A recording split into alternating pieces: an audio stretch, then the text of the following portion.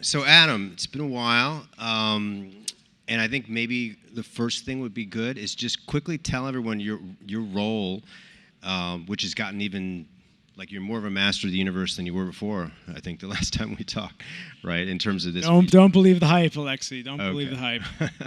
but it's important what you guys are doing. So just give just a quick summary. What are you up to? Sure. Well, it's great to be here. It's great that this is taking place in person. It's been a few years. Nice to see a lot of friends and familiar faces. Yeah, look, I look after the business for AEG in Asia Pacific. So we've got a number of different companies and pillars that we're running from Japan through Singapore and China down to Australia and New Zealand. But I've been out in Asia now. Geez, I'm looking at the gray hair in the video, so that's sort of a reflection of how long I've been here. Probably 23 years now. Started in China when I was about 20. And was bringing in small shows and DJs and all that kind of stuff. And one thing led to another and some poor life decisions. And here we are today. Amazing. Thank you. So everyone's wondering, I guess we should just get it off the top, just kind of hit it. I think, everyone's kind of wondering, where are we? Is live back, and how back are we? What's the sort of status report?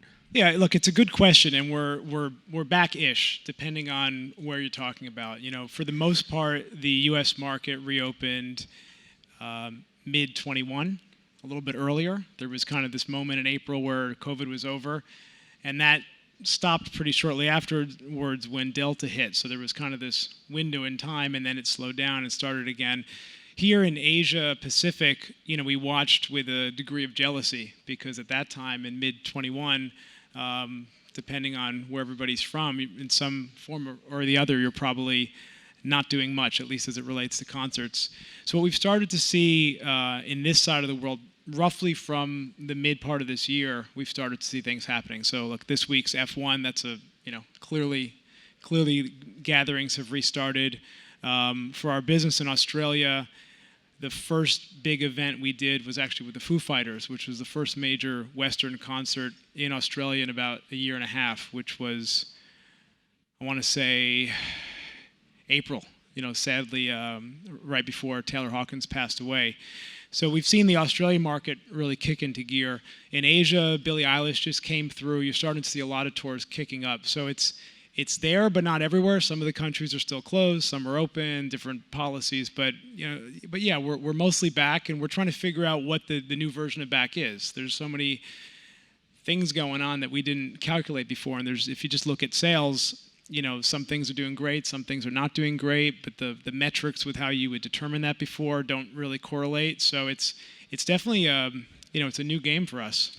Well, what still needs to happen? What still needs to click into place for things to really, be back from a corporate standpoint too, from your point of view, your company? Look, I think it's a number of factors. For one, you need consumer confidence to resume. So there's a segment of the population that's just ready to get out and do things, but there's still a demographic that doesn't necessarily feel comfortable being in a mass gathering, especially if it's indoors. So that's one piece, and that affects certain genres of artists. Parts of the region are still not open or fully open, and when an artist looks to tour Asia and Australia to make the math work, they need to go through a certain amount of countries, and when portions of the region aren't open, then the economics look very differently. And then, yeah, look, we've had, we're going into a time of extreme inflation, so, you confirm something 12 months ago based on a set of economics that are not reflective of the current economics. So it's uncharted territory in many ways. So look, today I sit here and I think these are all good problems to have, because, a year ago I was, sitting at home questioning my life, and now I'm sitting in the office questioning my life. So. Right. And from a longer term standpoint, what is it you talked about? You mentioned some huge artists a second ago, and Billie Eilish, obviously, and Foo Fighters, etc. Big international artists. But what, from a broader, longer-term standpoint, needs to happen still for Asia to attract, for I should say Asia Pacific to attract, the biggest touring artists in the world, basically? Yeah, look, there's lots of opinions on that, and I don't think in this short form we could, go across all of them, but I'll speak at least from our perspective at AEG. We're at the crossroads of real estate and live entertainment, which is not something that you commonly hear. But basically, we build arenas, stadiums, theaters, and we promote tours, and we own some sports teams. So where those connect together is where our business sits. And as we've looked at the Asia region, not just coming out of COVID, but as our thesis over the last decade and a half that we've been here, it's that these markets have so much potential, but they're lacking the required infrastructure to really go to the next level. So, an example that's, I think, a good example is look at Korea. You have arguably the biggest pop stars in the world are coming out of the Korean market. It's incredible the output of content in that market, but most of the venue infrastructure was built for the 1988 Olympics. So, when you could take BTS, but when they're playing like Gymnastics Gymnasium number 4 that was built, 30 years ago for volleyball, it's kind of lacking in an experience. So as we look at each market, consumers have a lot of options. So it's not, do I want to spend $100 on this show or $100 on that show? It's that I could take that $100 and I could do a lot of other things. And those other experiences, whether it's going to a nightclub or a restaurant or going shopping or on holiday, these kind of things have been elevated to international standard, but the infrastructure just isn't there. So no matter how big the artist is and how much you're a fan of that artist, if you have to drive 2 hours to get to the venue and the acoustics suck and there's no parking and the bathrooms smell like what you can imagine, it's not that fun. And people will take their dollars and spend it elsewhere. If you put modern infrastructure in the heart of any Asian city, you will see an incredible elevation of the entire scene. So we have infrastructure projects right now. We're building in Bangkok, Seoul, Nagoya, Osaka. We have our venues in Shanghai, in Kuala Lumpur, so in Dubai. We believe that as you start to connect those dots, the entire Asia-Pacific region is going to elevate to another level. And what's the timetable for those new venues to get to turnkey to get into the market? Yeah, well, look, these deals take a long time. It takes a while to find the right opportunity and build it, but that's kind of the magic of COVID. We've all lost 2 years, so we're 2 years closer to them coming up. Our first venue will open in Bangkok in 2024, earlier in the year, so not that far off. I see my design team over there having like a panic attack as I say this. We have our venue in Nagoya and Seoul opening late 25, 26. So we're going to start to see these venues dropping in. I think it's going to make a big difference. I mean, not every company is in the position that you guys are in to invest. You were telling me, I think we were talking recently, that this has been there's a long-term plan for AEG, right? And how much does that cost? Like, what are one of these venues? What does that run you? Well, it costs a lot. Look, a venue, depending on which part of the world you're in, is probably about a $400 or $500 million, development. We're in a unique position. We're not owned by private equity. We're not a publicly traded company. Our decisions are on a long horizon. And if you look at the marquee properties that AEG has developed in Los Angeles and London and other cities, if you were in a different type of corporate structure, they would be very hard projects to take forward. But we've been able to, look at a much longer term perspective, and that's put us in this position where we're making, a deep investment in this region and looking at the next 20 or 30 years and where that will go. Right, and as a sign for how the interest in the region, right? I mean, we certainly noticed at Billboard that CTS Eventum, the very large European company, has moved into the area and launched a new Asian live event and concert promotion business. Can you tell us about that? What does that say about the competition and the interest in the region? Look, I think it's great. It's a good sign, because if nobody was coming in, then we would be a reflection of the market. The fact that you've got AEG and Live Nation battling it out as they do around the world. You have CTS, which is a giant in Europe, looking at their global strategy and really identifying Asia as their next expansion. You've got the likes of TEG and Book My Show, regional companies between Australia and India with billion-dollar plus valuations, major private equity behind them.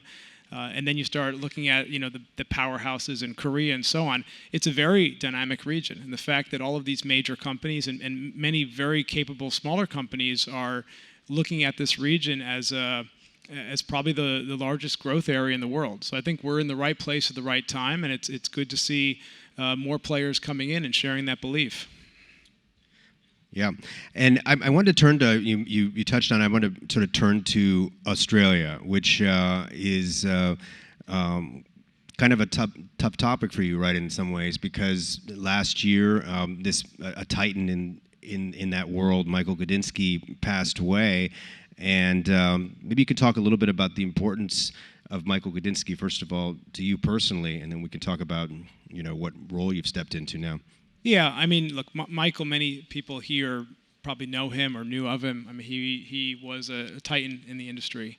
When Bruce Springsteen and Paul McCartney write your obituary, and Ed Sheeran's single is about you and what you meant to him, it's a reflection on how many people you touched. He was an incredible person. He was arguably the most influential person in developing the live music industry, or even the music industry in Australia since the 1970s. Somebody that I looked at as a mentor and a friend, and his passing was a shock to many, many people.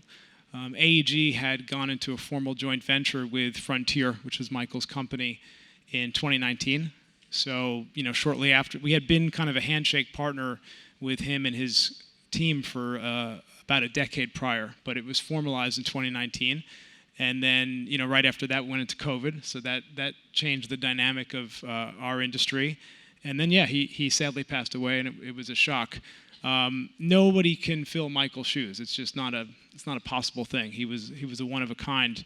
But one of Michael's legacy is that he built an incredible company, and he had a really deep bench. And we've put together a team with Dion Brandt and Regan Stark, Andrew Spencer and Susan Heyman, who are the four principals that run the company now, myself and Matt Gudinski, Michael's son, and Jay Marciano, AEG's chairman, sit on the board.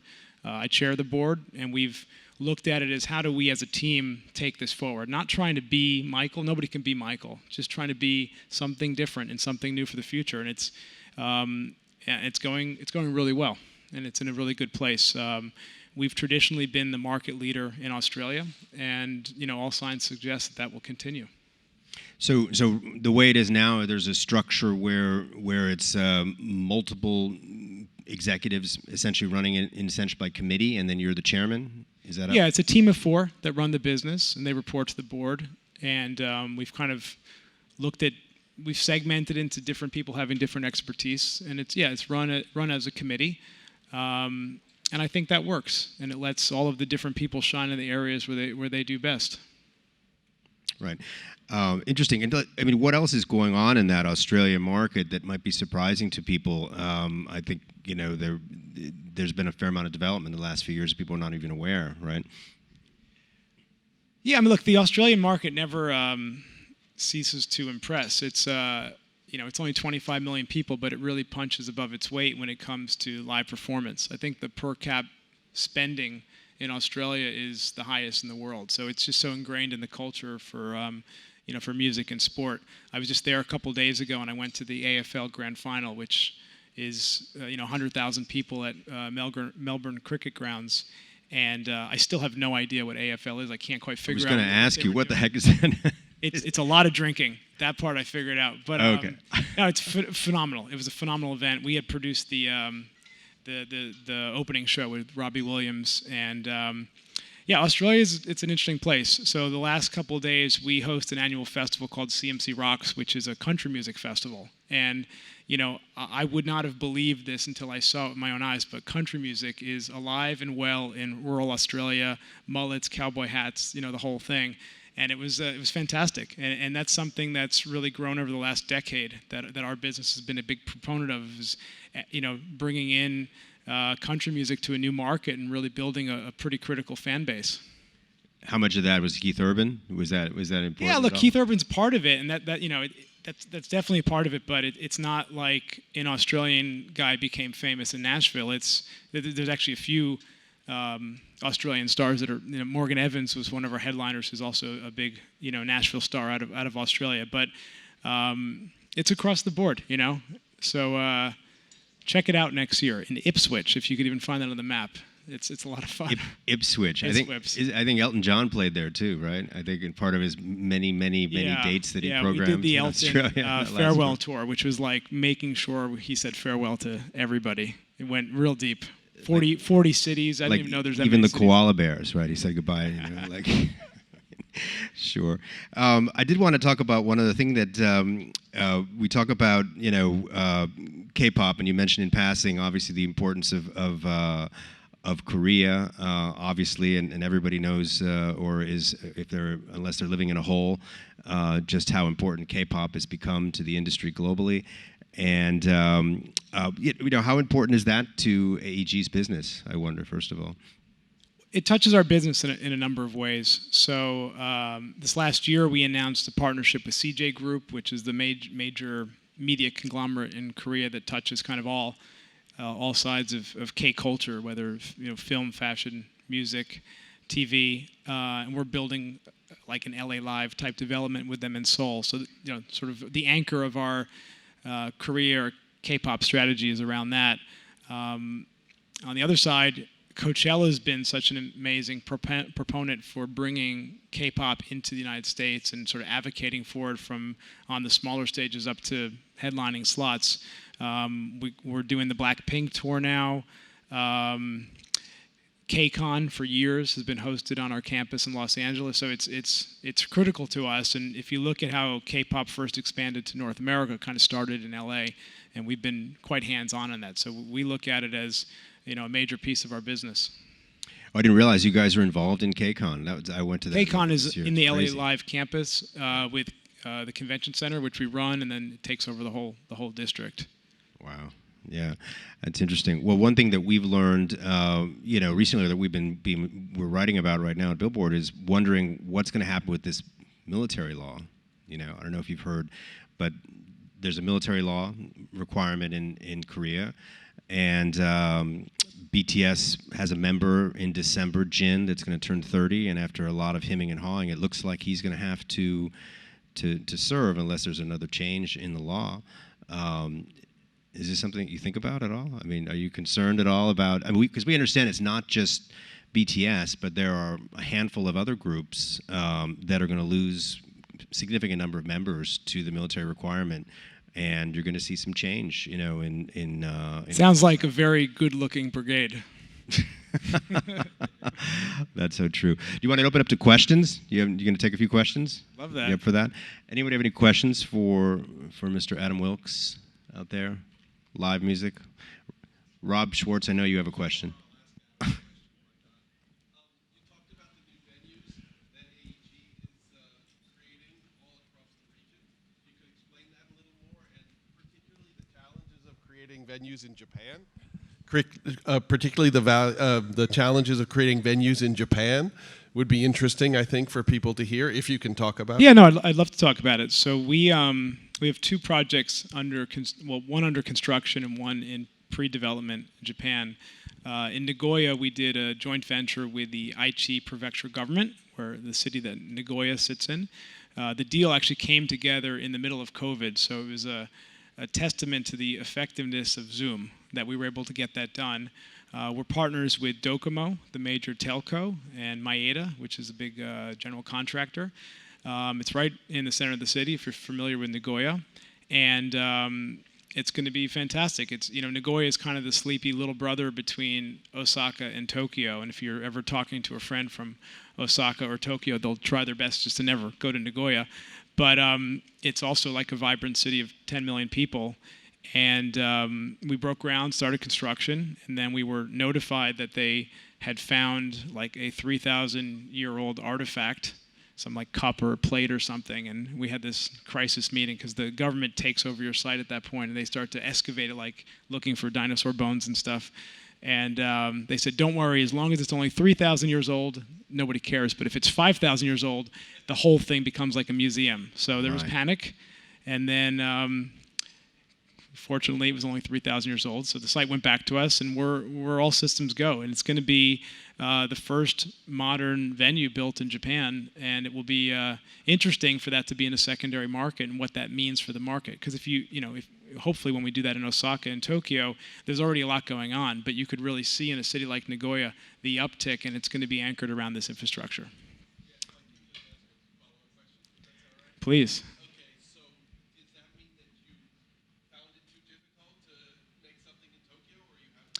No, we haven't found the right project in Tokyo. Tokyo land is very scarce, and if you know anybody, please let me know. Yeah, please give me a call. All right. On that note, unless there's anybody else with a really burning question, we're going to wrap this one up. No? Thank you so much, Adam, for being here. It was wonderful.